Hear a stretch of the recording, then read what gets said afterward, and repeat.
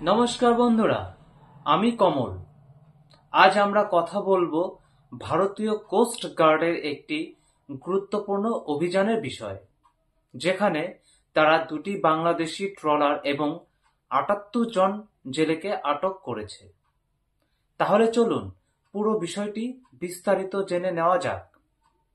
সাম্প্রতিক এক অভিযানে ভারতীয় কোস্ট গার্ড বাংলাদেশের দুটি ট্রলার লায়লা 2 এবং মেঘনা 5 আটক করেছে।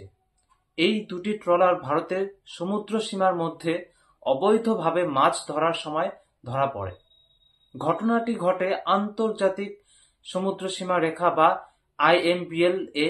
কোস্ট গার্ডের একটি টহল জাহাজ সন্দেহজনক কার্যকলাপ লক্ষ্য করার পর এই অভিযান শুরু হয়। এরপর জাহাজ দুটি তল্লাশি করা হয় এবং তাদের maritime Jones of India act 1981 এর অধীনে আইনানুগ ব্যবস্থা নেওয়া হয়। আটককৃত ট্রলারগুলোকে উড়িষ্যার পারাদ্বীপ বন্দরে নিয়ে যাওয়া হয়েছে।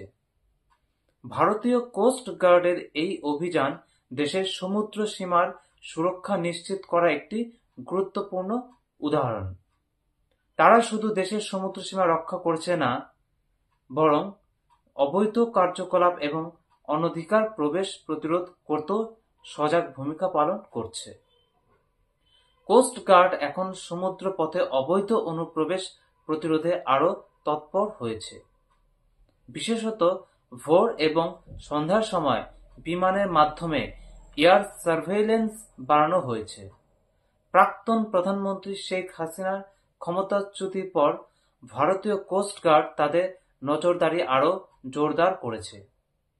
সাগর পথে অবৈধ অভিবাসন রোধ করাই তাদের প্রধান লক্ষ্য। এই ধরনের অভিযানের ফলে ভারতের সমুদ্র সীমায় নিরাপত্তা আরও শক্তিশালী হয়েছে। এই অভিযানের মাধ্যমে ভারত স্পষ্ট বার্তা দিয়েছে যে দেশের সমুদ্র সীমা রক্ষা করার জন্য কোস্ট গার্ড সর্বদা প্রস্তুত।